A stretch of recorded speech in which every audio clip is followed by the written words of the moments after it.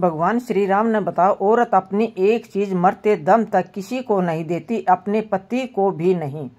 भगवान श्री राम और माता सीता जी अपने 14 वर्ष वनवास के दौरान चित्रकूट में बैठे हुए थे।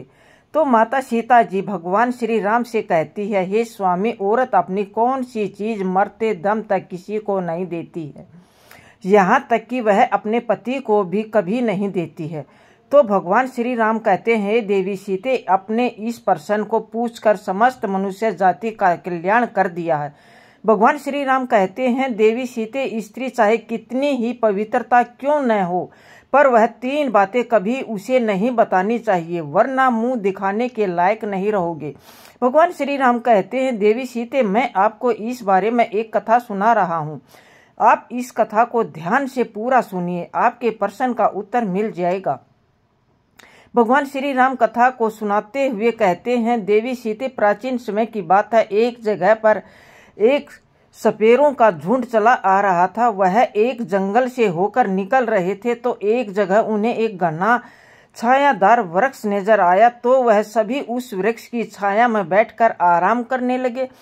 तो उसी वृक्ष के पास एक विशाल सांपों की बम्बी थी। सपेरों का तो काम होता है कि सांपों को पकड़ना। उस सपेरे ने अपने साथियों से कहा कि भाई, हमें यह बिल को खोद कर देखना है कि उसी समय सपेरों ने आपस में विचार किया और उस सांप के बिल को खोदने लगे। जब उस बिल को 4 फुट की गहराई तक खोदते तो बिल से एक बहुत ही भयंकर काला नाग निकला। तो सपेरों ने उस नाग को पकड़ लिया और पकड़कर अपने पिटारे में बंद कर लिया और सभी सपेरे उस नाग को पिटारे में रखकर वहां से चलने लगे और मन में सोचने लगे कि हम इस सांप का जहर निकालेंगे। और कुछ दूर आगे चलने पर उन्होंने सोचा कि यह सर्प बड़ा ही जहरीला है, क्यों ना इसके विष वाले दांतों को निकाल देते हैं। यही सोचकर उन्होंने एक पिटारे को खोल लिया जिसमें सांप बंद था। तो पिटारे को खोल कर देखा तो उन्हें उसे देखकर हैरान रह गए, क्योंकि उस पिटारे के अंदर सर्प गायब हो गया था और उसी जगह पर उसे पिटारे में एक बहुत कीमती सुंदर नोल का हार रखा हुआ था। तो उस नोल के हार को देखकर सपेरे बड़े प्रसन्न हुए और वह सब इस बात को सोचकर हैरान थे कि हमने तो इस पिटारे में सांप को पकड़ कर रखा था, तो ये हार इस पिटारे में कहाँ से आ गया। तो एक सपेरा बोला, अरे भाई चलो, यह तो और भी अच्छा है, हार तो इससे भी ज्यादा कीमती है, चलो हम इसे लेकर राजा के पास चलते हैं। राजा इस हार के बदले हमें मुंह मांगा इनाम धन देगा। यही विचार करके सभी सपेरे राजा सूरसेन के प्रेमनगर को चल दिए और राजा सूर्यसेन का दरबार लगा हुआ था। दरबार में राजा ने सभी मित्र वशिष्ठ अधिकारी गण थे। तो अचानक से दरबार में सपेरों का एक झुंड प्रवेश किया। तो राजा ने जब सपेरों को दरबार में देखा तो बैठने के लिए कहा और उन्हें आने का कारण पूछा। तो सपेरे कहने लगे, हे राजन, हम ठहरे सपेरे, भला हमारा आपसे आने का क्या प्रयोजन हो सकता है, लेकिन आज हमारे पास एक बड़ा ही कीमती हार है जो आपकी महारानी के गले की शोभा बढ़ा सकता है। ऐसा रतन जड़ित हार आपने कभी नहीं देखे होंगे। तो राजा कहने लगे, दिखाओ दिखाओ, कैसा हार है। तो सपेरे ने उस पिटारे को खोल कर दिखाया जिसमें वह हार रखा हुआ था। तो वह विचित्र हार को देखकर राजा सहित राजा का पूरा दरबार अभिचित रह गया और वास्तव में उन्होंने वैसा हार पहले कभी नहीं देखा था। तो हार को देखकर राजा सूरसेन सपेरों से कहने लगे कि तुम ये विचित्र हार कहाँ से लाए हो। तो सपेरे कहने लगे, हे राजन, हमें यह जंगल में मिला है, तो हमने सोचा क्यों न हम इस हार को राजा साहब को भेंट कर दिया जाए। तो राजा ने कहा, ठीक है, हम तुम्हारी भेंट को स्वीकार करते हैं। वास्तव में ये हार पाकर हमारी रानी बहुत खुश हो जाएगी। और उसी समय राजा ने अपने मंत्री को आदेश दिया कि इन सपेरों को 1 करोड़ सोने की मुद्राएं दे दो और सम्मान पूर्वक इन्हें दरबार से विदा कर दो। इस प्रकार राजा ने वह पिटेरा अपने पास रख लिया और सपेरों को बहुत सारा इनाम देकर वहां से विदा कर दिया। तो सपेरे तो राजा को हार देकर वहां से चले गए। तो राजा सूरसेन सोचने लगे कि आज यह हार मैं अपनी रानी महारानी को उपहार भेंट करूंगा, तो इस हार को पाकर मेरी रानी बहुत खुश होगी। फिर पूरे दिन राजा दरबार में राजा बैठा रहा, अपना राज्य कार्य कर रहा था और मन में ही विचार उठते रहे, कितना सुंदर हार है। धीरे धीरे जब शाम हुई तो दरबार समाप्त करके राजा अपने महल में गया तो वह हार वाला पिटारा राजा ने अपने बगल में दबा लिया था। फिर जब राजा महारानी चंदा ने देखा कि महाराज आ रहे हैं, उनके हाथ में कुछ रखा हुआ है, तो महारानी ने उन्हें बैठने के लिए पलंग बिछा दिया। तो राजा सूरसेन पलंग पर बैठ गए और महारानी से कहने लगे कि हे महारानी, आज मैं तुम्हारे लिए बहुत ही सुंदर वस्तु लेकर आया हूँ, जिसे तुम देखोगी तो बहुत खुश हो जाओगी। तो महारानी कहने लगी, महाराज ऐसा क्या लाए हो आप मेरे लिए? तो राजा ने उस पिटारे को महारानी के आगे बढ़ा दिया और कहा कि नहीं मानती हो तो स्वयं देख लो। तो रानी ने जैसे ही पिटारे को खोल कर देखा तो उसमें देखती क्या है कि एक बहुत ही सुंदर तेजस्वी 7 दिन का बालक लेटा हुआ है और अपना अंगूठा चूस रहा है और उस बालक के चेहरे पर अलौकिक दिव्य तेज चमक रहा था और वह बालक इतना सुंदर था कि रानी उस बालक को देखती ही रह गई और कहने लगी, महाराज इसमें तो बड़ा ही सुंदर बालक लेटा हुआ है। तो रानी ने जब कहा तो बालक लेटा हुआ था तो राजा सूरसेन कहने लगे, नहीं रानी, बालक नहीं, इसमें तो नौलखा हार था, यह बालक कैसे बनेगा? तो राजा जब रानी की बात पर भरोसा नहीं हुआ था, राजा ने उस पिटारे को लेकर स्वयं देखा तो वास्तव में उस पिटारे में बड़ा ही तेजस्वी बालक लेटा हुआ था। तो राजा के आश्चर्य का ठिकाना नहीं रहा। उस बालक को देखकर राजा और भी ज्यादा प्रसन्न हो गए थे, क्योंकि राजा सूरसेन से पहले कोई संतान नहीं थी। तो राजा और रानी हर समय संतान के बारे में सोचकर दुखी रहा करते थे। अब तो रानी और राजा दोनों मन में विचार किए कि यह पुत्र हमें भगवान श्री हरि विष्णु ने प्रदान किया है और आज से हम दोनों इसे अपना पुत्र मानकर पालेंगे। यह बात किसी को पता नहीं था कि राजा ने जो हार खरीदा था वह बालक बन गया, परंतु राजा की कुछ दासियां वहां पर वार्तालाप को सुन रही थी। तो रानी ने पूछा कि यह बालक तुम्हें किसने दिया? तो राजा ने बताया कि आज दरबार में सपेरों का एक झुंड आया था, उन्होंने ही हमें ये एक पिटारे में रख कर नौल का हार भेंट किया था, लेकिन भगवान की कृपा से दरबार से महलों में आते आते यह सुंदर पुत्र बन गया है। अब हम इस बालक का पालन पोषण बड़े ही राजशाही तरीके से करेंगे। आज से ये बालक हमारा पुत्र है और आगे चलकर यही हमारी राजगद्दी का मालिक होगा। उसी दिन से राजा और रानी उस बालक को अपने पुत्र की तरह पालने लगे। तो एक दिन राजा ने अपने दरबार में घोषणा करा दिया था कि हमारी रानी के गर्भ से एक सुंदर पुत्र का जन्म लिया है। यह सुनकर राजा सूरसेन की प्रजा ने बड़ी खुशी मनाई और संपूर्ण नगर में उत्साह मना गया। चारों ओर खुशियां ही खुशियां थी, क्योंकि महाराज के यहाँ अब तक कोई संतान नहीं हुई थी। राजा और रानी बड़े प्रसन्न थे और बड़े ही प्रसन्नता पूर्वक उस बालक को पाल रहे थे। धीरे धीरे वह बालक बड़ा हो रहा था और जैसे जैसे समय गुजरता गया वह बालक जवान होता चला गया। जब उस लड़के की आयु 21 साल की हो गई तो राजा महाराज सूरसेन ने मन में विचार आया कि अब मेरे पुत्र का विवाह कर दिया जाए। राजा साहब उस घटना को भूल गए कि लड़का हमें किस तरह प्राप्त हुआ है। तो एक दिन राजा ने अपनी महारानी से कहा, अब हमारा पुत्र विवाह के योग्य हो गया है और अब इसका किसी सुंदर कन्या से विवाह करना है। तो राजा का यह प्रस्ताव रानी को भी बहुत पसंद आया और रानी बोली, हे महाराज, शुभ कार्य में देरी कैसी, जितनी जल्दी हो सके आप मेरे पुत्र का विवाह कर दीजिए। तो राजा सूरसेन ने राज्य से लगा हुआ एक दूसरा राज्य था अनंतपुर, वहाँ के एक राजा के थे राम भजन। उसकी बड़ी सुंदर कन्या थी जिसका नाम था मनमोहिनी। राजा राम भजन की कन्या मनमोहिनी 14 विद्याओं में संपूर्ण थी। राजा ने अपने आचार्य से उस लड़की को समस्त विद्याओं का ज्ञान कराया था। धीरे धीरे राजकुमारी मनमोहिनी जब विवाह योग्य हो गई थी तो महाराज राम भज विचार करने लगे कि अब मुझे अपनी पुत्री का विवाह करना है। पुत्री के विवाह की बात मन में आते ही राजा ने अपने दरबार में नाई और पंडित जी को बुला लिया और टीके की सामग्री देकर नाई और पंडित को वर खोजने के लिए भेज दिया था। भगवान श्री राम कहते हैं, देवी सीते पहले नाई और पंडित ही वर खोजने जाया करते थे। राजा ने उन्हें कहा था कि जाओ और हमारी पुत्री के योग्य किसी राजकुमार को टीका करके आना। तो नाई और पंडित जी राजकुमारी के टीके की सामग्री लेकर एक दूसरे राज्य के लिए निकल पड़ते हैं और कई राज्यों में घूमने लगे थे, परंतु उन्हें उस पुत्री के समान तेजस्वी और सुंदर राजकुमार नहीं मिला था। तो नाई और पंडित ने भ्रमण करते करते परेशान हो गए थे और अंत में वह चलते चलते राजा सूर्यसेन की नगरी में पहुंचे। तो राजमहल में आनंद का दरबार लगा हुआ था। अचानक नाई और पंडित जी का दरबार में आगमन होता है, तो राजा सूर्यसेन उन्हें देखते ही समझ जाते हैं कि ये कोई नाई और पंडित जी हैं जो किसी राजा की कन्या का रिश्ता लेकर यहाँ आए हैं।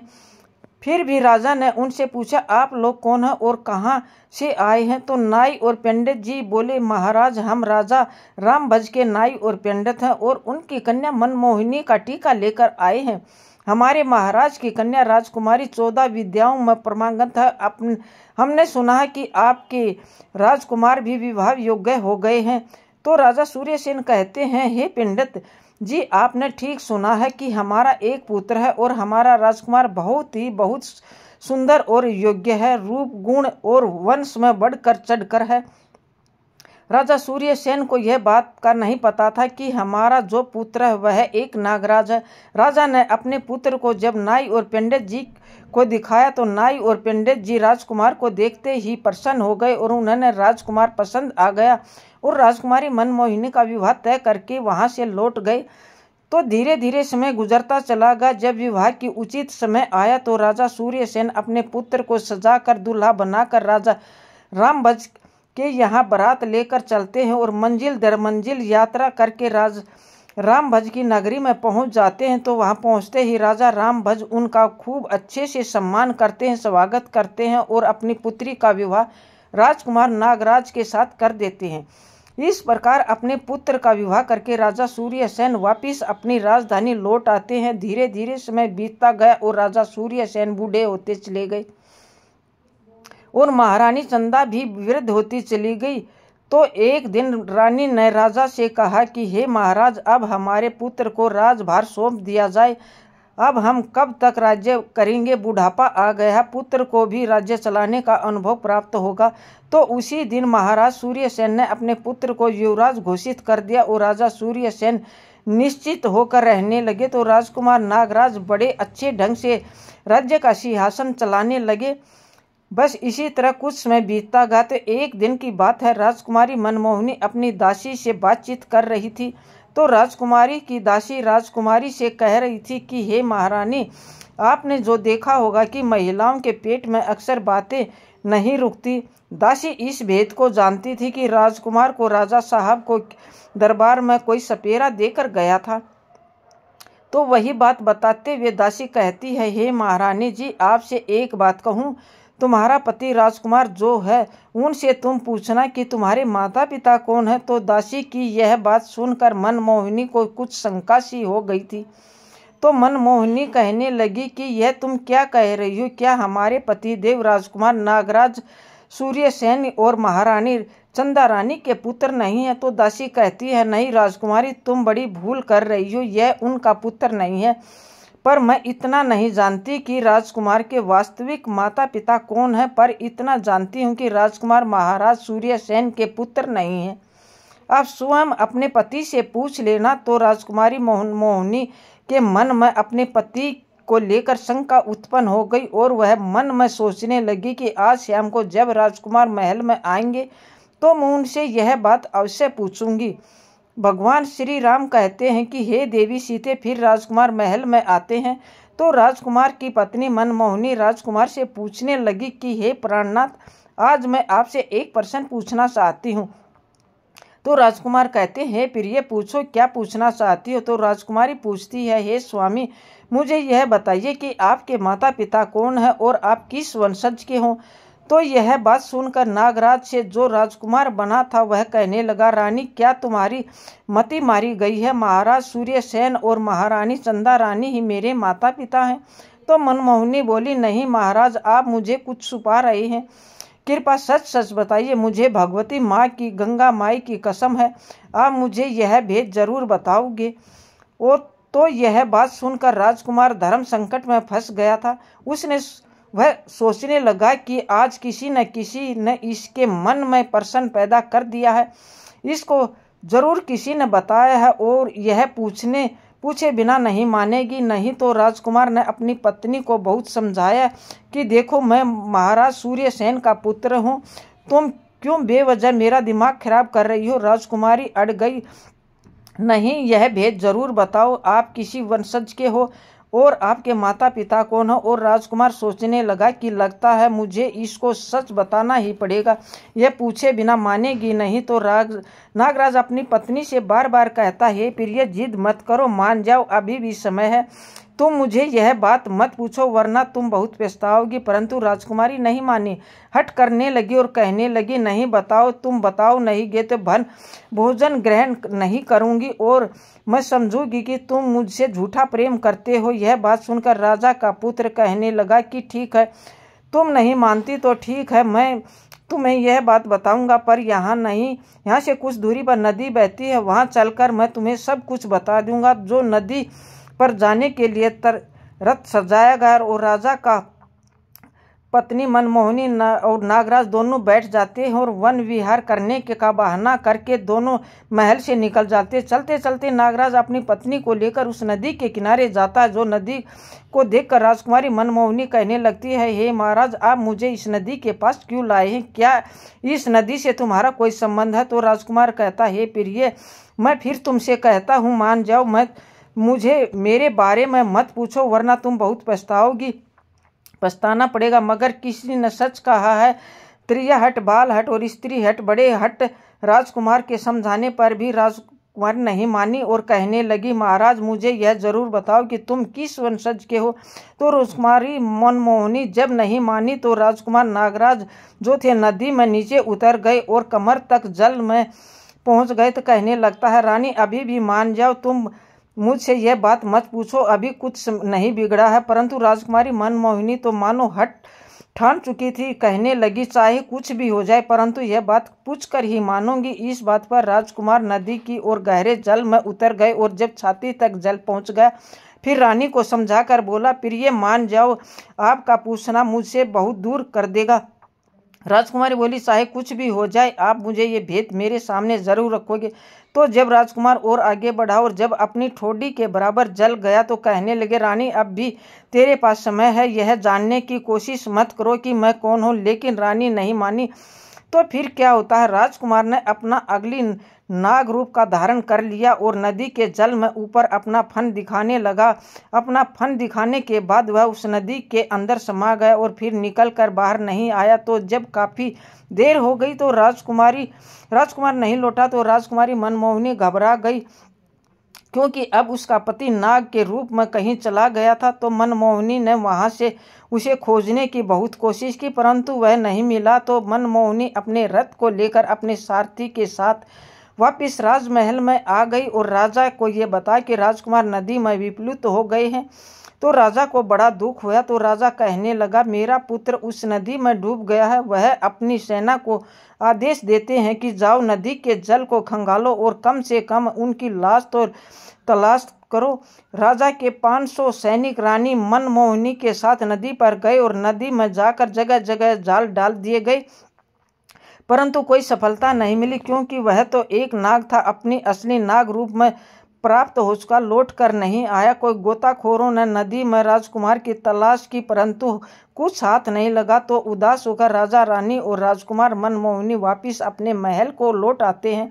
तो राजा सूर्यसेन तो बर्बाद हो गए और पुत्र का दुख उनके ऊपर और आ गया था। तो राजा के मन में यही था कि नदी में डूबकर मेरा पुत्र मर गया। तो राजा बड़ा दुखी रहने लगा और महारानी मनमोहिनी जो नागराज की पत्नी थी वह भी बड़ी दुखी रहने लगी।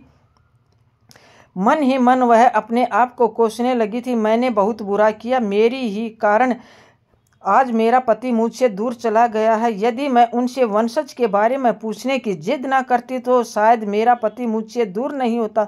लेकिन यह बड़ी विद्यावान थी और 14 विद्याओं में निपुण थी। काफी विचार करने के बाद उसे एक तरकीब सूझी। उसने अपने संपूर्ण नगर में घोषणा कराई कि कोई भी व्यक्ति मुझे कोई नई बात सुनाएगा तो उसके बदले में उसे 1000 स्वर्ण मुद्राएं दी जाएगी, चाहे वह आज बीती हो या किसी प्राचीन घटना से संबंधित हो, तो कोई कहानी हो, कथा हो, जो कोई सुनाएगा उसे स्वर्ण मुद्रा मिलेंगी। इसलिए रानी मनमोहिनी के पास कथा सुनाने वालों की भीड़ लगी रहती थी। कोई आप बीती कहानी सुना रहा था, कोई किसी राजा का इतिहास सुनाने लगा। अब तो राजकुमारी मनमोहिनी का यही काम था। वह सुबह से लेकर शाम तक नई नई कहानियां और किस्सों को सुनती रहती थी। वह एक दिन की बात है कि राजा साहब के राज्य में एक बूढ़ा आदमी अचानक से उसी जंगल से गुजर रहा था। वह बूढ़ा आदमी जंगल को पार करते करते उसी जंगल में रात्रि हो गई थी। तो जब रात्रि हो गई तो वह मन में सोचने लगा कि अब तो रात में आगे जाना ठीक नहीं है, क्योंकि जंगल के आगे हिंसक पशु मिल सकते हैं। यही सोचकर वह बूढ़ा आदमी उसी जंगल के बरगद के पेड़ पर चढ़कर बैठ जाता है। रात्रि का समय था। वृद्ध व्यक्ति को डर के मारे नींद नहीं आ रही थी। जब रात के 12 बजे थे तो वह समय था कि उसने देखा कि बाहर एक झाड़ू लगाने वाला आया है और उसे पूरे जंगल में उसने झाड़ू लगा दिया। और फिर उसने देखा कि एक पानी छिड़काव करने वाला आया है और उसने भी हर जगह पानी का छिड़काव कर दिया। उसके बाद वहां कुर्सियां आनी शुरू हो गई। फिर एक सिंहासन आया। अचानक ही वहां पर तंबू की व्यवस्था हो गई थी।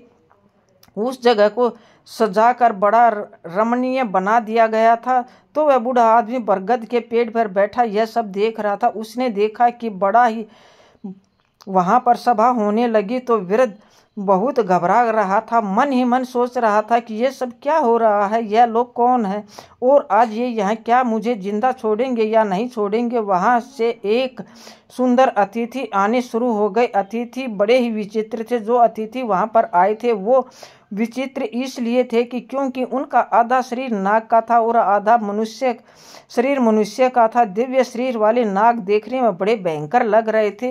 उनका दरबार वहां सज रहा था और जब सभी लोग वहां आ गए थे तो वहां 2 सिंहासन थे और उन दोनों सिंहासनों पर कुछ देर के बाद नागों का राजा और उनका पुत्र युवराज दोनों वहां पर आकर बैठ जाते। संपूर्ण दरबार में उनका बड़ा स्वागत किया गया था। उनके बीच में कुछ मंत्रीगण होने लगी, चर्चा होने लगी। वहां चर्चाएं हो रही थी। जो राजकुमार था वह नागराज का पुत्र था। वह चुपचाप नीचे गर्दन झुकाए बैठा था। वह इस बात की चर्चा हो रही थी कि राजकुमार का विवाह किया जाए। विवाह के संबंध में चर्चाएं चल रही थी। तो राजकुमार का जब विवाह का नाम आया तो उसने नीचे गर्दन कर रखा था और बहुत उदास हो गया था। 3-4 घंटे उनकी चर्चाएं चलती रही और वह बूढ़ा आदमी उन सभी बातों को वहां से बरगद के पेड़ पर बैठा बैठा सुन रहा था और मन में सोचने लगा कि न जाने यह किस बात के बारे में चर्चा हो रही है और यह कौन लोग हैं। लगता है आज मैं बच नहीं पाऊंगा। डर के कारण वह वृक्ष पर चिपका हुआ लेटा था। 4 घंटे जब पूरे हो गए तो दरबार वहां से भंग हो गया। अतिथि इधर उधर चले गए, लेकिन वह नागराज और उसका पुत्र वहां से चलकर उस बरगद के वृक्ष की तरफ चलने लगे। तो वह वृद्ध ऊपर बैठा हुआ सोच रहा था कि यह तो मेरी तरफ आ रहे हैं। लगता है अब यह मुझे जिंदा नहीं छोड़ेंगे, क्योंकि इन्हें पता चल गया है कि इस वृक्ष पर बैठा यह सोच रहा है बूढ़ा आदमी।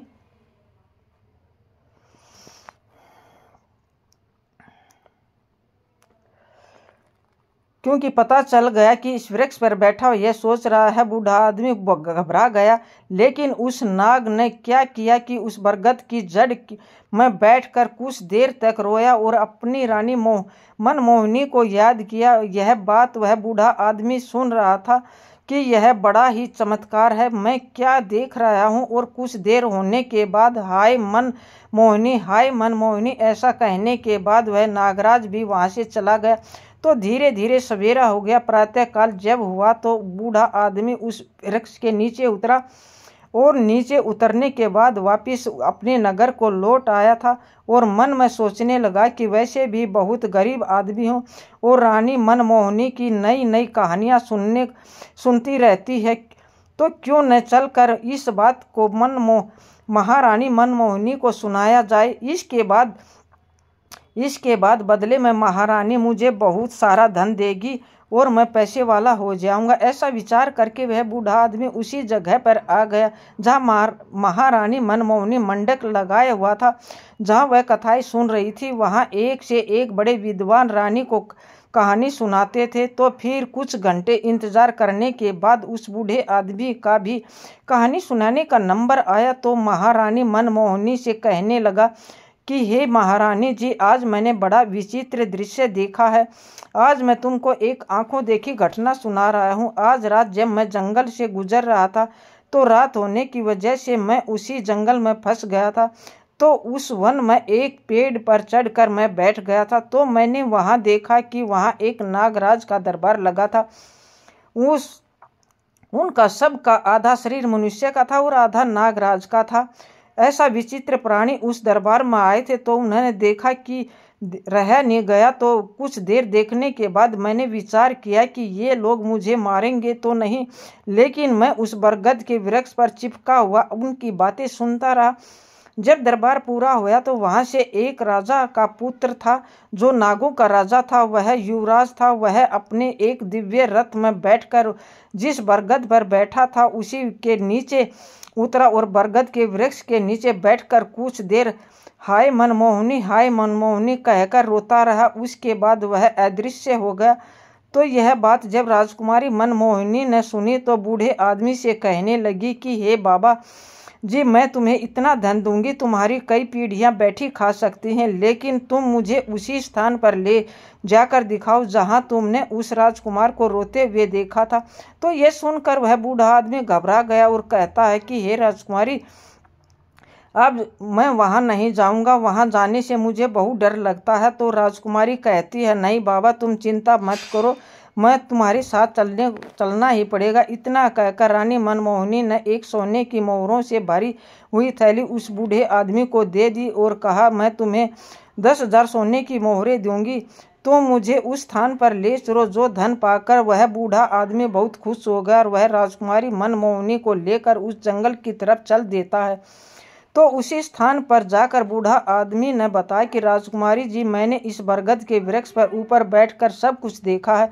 तो राजकुमारी बोली, बाबा जी, मैं आज उन्हें अपनी आंखों से देखना चाहती हूँ। इस प्रकार बूढ़ा आदमी और महारानी मनमोहिनी उस वृक्ष के डाल पर बैठकर इंतजार करने लगी और इंतजार करते करते पूरी रात निकल गई, परंतु वहां पर कोई नहीं आया। उस दिन ना कोई दरबार सजा और ना कोई नृत्य गान हुआ। तो मनमोहिनी उस पर क्रोधित हो गई और कहती है, बाबा, तुमने झूठ बोला है और इसके लिए मैं तुम्हें कड़ी से कड़ी सजा दे सकती हूँ। तो वह वृद्ध आदमी कहने लगा, नहीं महारानी, मैंने कोई झूठ नहीं बोला है। मैंने जो अपनी आंखों से देखा था वह आपको बताता हूँ। तो रानी बोली, फिर आज क्या हुआ? तो बूढ़ा आदमी ने कहा, हे रानी जी, यहाँ मैं नहीं जानता कि वे लोग आज क्यों नहीं आए। तो उस दिन रानी मनमोहिनी निराश होकर अपने घर लौट आई। तो बूढ़ा आदमी मन में विचार करने लगा कि उस दिन कौन सी तिथि थी जिस दिन दरबार लगा था। उसने यह बात ज्योतिषियों से पूछी तो ज्योतिषी ने बताया कि उस दिन पूर्णिमा की तिथि थी। चंद्रमा पूर्ण रूप से उदय हुआ था और ऐसे अवसर पर देवी देवताओं की सभा कुछ क्षेत्रों में हुआ करती है और हो सकता है कि तुमने उस सभा को देख लिया हो। तो वह बूढ़ा आदमी सोचने लगा कि अगली पूर्णिमा आएगी तो रानी को लेकर वहां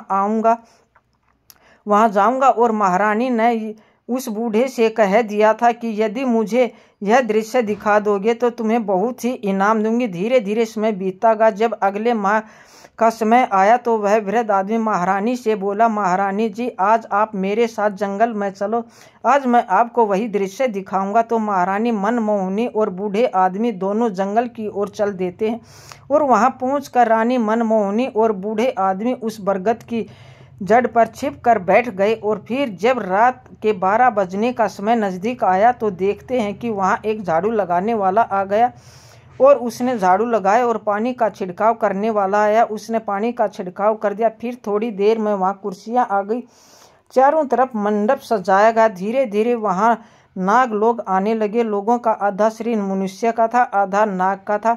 बूढ़े आदमी ने इशारे से कहा, महारानी जी, आप ध्यान से देखिए, यह सब मैंने उस दिन देखा था। तो महारानी मनमोहिनी उस दृश्य को बड़े ही गौर से देख रही थी और कुछ समय बाद महारानी का पति भी आ जाता है। तो उस नागराज का पुत्र था वह भी आ गया। उसका चेहरा आज भी उदास था। उसका आधा शरीर नाग का था और आधा शरीर मनुष्य का था।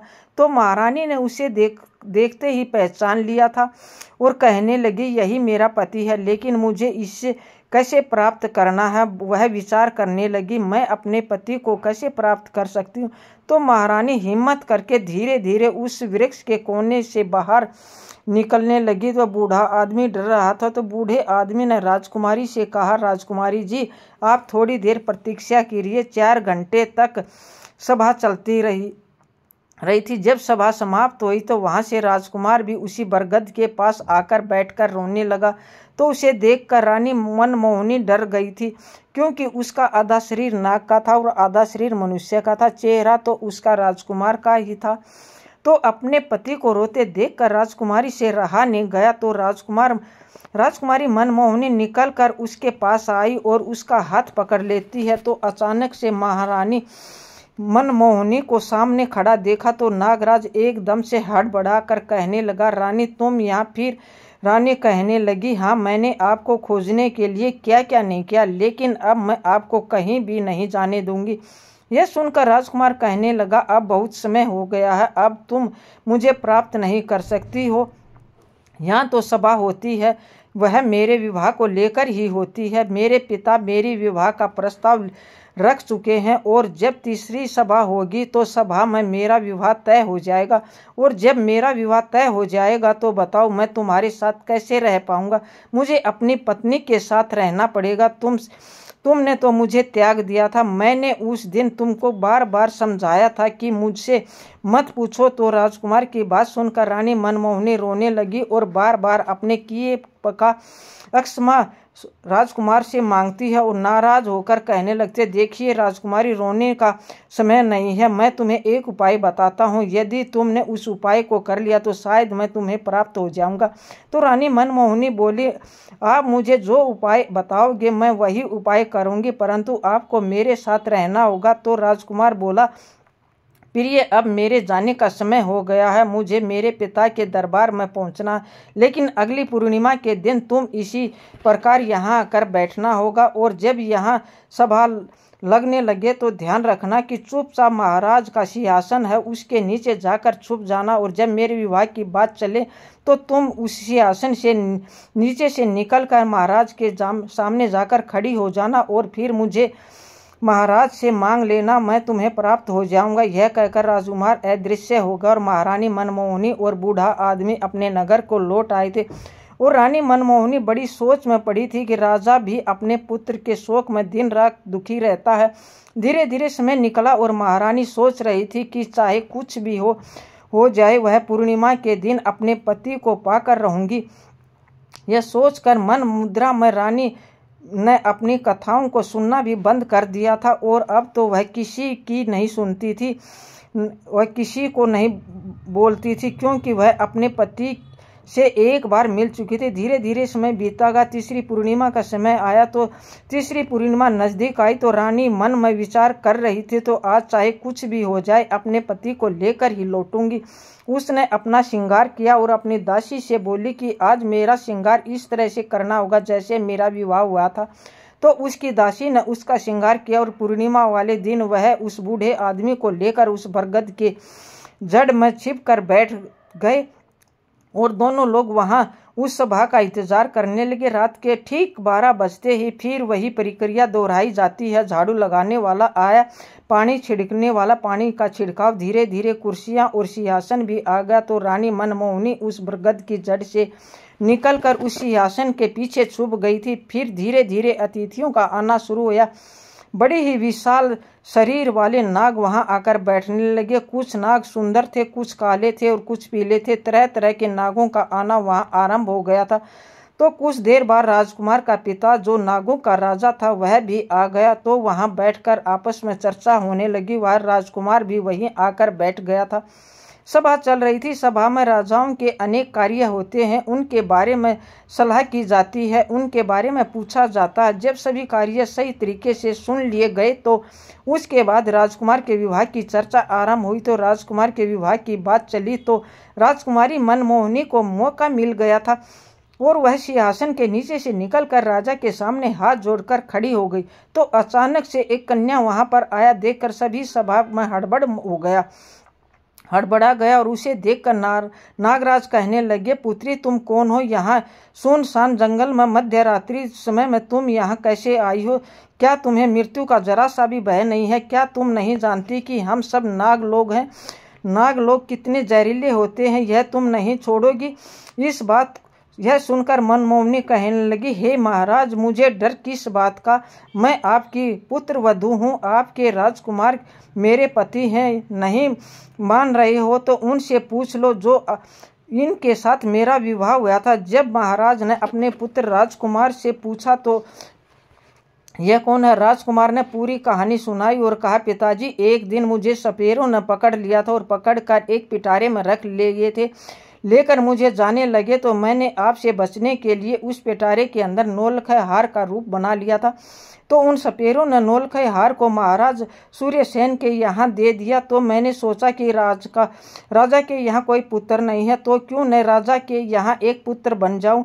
तो मैंने अपनी माया से पुत्र बनकर कई साल महाराज के यहाँ रहकर राजमहल का सुख भोगा है और महाराज ने मुझे अपने पुत्र की तरह पाला है और इसी सुंदर स्त्री के साथ मेरा विवाह संपन्न हुआ था। लेकिन एक दिन सुंदरी ने जिद करके मुझे वंशज के बारे में पूछने में मुझे बहुत समझाया था, परंतु नहीं मानी। जब मैंने यह नहीं मानी तो मैंने इसे लेकर वहीं गया जहां मेरा स्थान था और वहां पहुंचकर मैं अपने वास्तविक स्वरूप में आ गया, अपने परिवार के पास चला गया। तो यह बात सुनकर महाराज कहने लगा, क्या यह सच कह रहा है? तो मनमोहिनी ने कहा, हाँ महाराज, ऐसा ही हुआ था।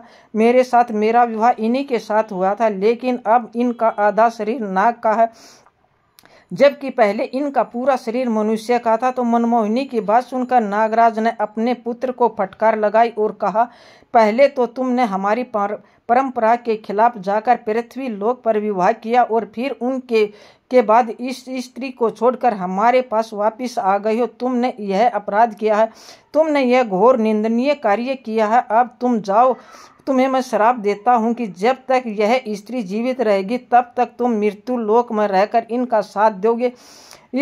इसे छोड़ नहीं सकते। तुम्हें इसे अपनी पत्नी के रूप में रखना होगा और जिस राजा के पुत्र बने थे उस राजा का राज्य भी तुम्हें संचालित करना होगा और राजा की सेवा भी करनी होगी।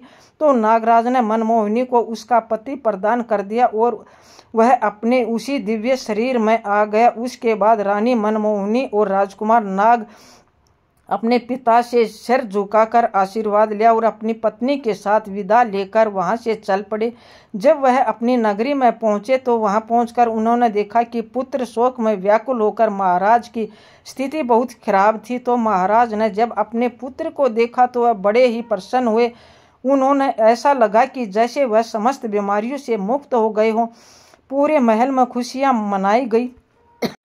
राजा साहब ने पूरे नगर में यह खबर भिजवा दिया कि हमारा राजकुमार वापस लौट आया। यह सुनकर संपूर्ण नगर में प्रसन्नता का उत्सव मना गया था और राजा सूर्यसेन और उसकी महारानी अपने पुत्र को पाकर धन्य हो गई। भगवान श्री राम कहते हैं, हे देवी सीते, इस प्रकार रानी मनमोहिनी ने अपने खोए हुए पति को पा लेती है और बड़े प्रेम के साथ अपने पति के साथ रहने लगी। भगवान श्री राम ने बताया कि हे देवी सीते, इस कहानी से सीखने और समझाने वाली यह बात है कि चाहे कितनी भी प्यारी क्यों ना हो पतिव्रता स्त्री हो, लेकिन उसके जिस हट से अपने प्राण जाते हों वह हट कभी भी पूरा नहीं करना चाहिए। जिस बात को बताने से स्वयं पूरा परिवार जन संकट में आ जाए उन्हें नहीं बतानी चाहिए। जिस बात के कहने से स्त्री के पिता माता का अपमान हो, आपकी मान प्रतिष्ठा धूल में मिल जाती हो, कभी नहीं बताना चाहिए। जिन बातों के कहने से घर का कलेश मचता हो, रिश्ता टूटने का डर हो,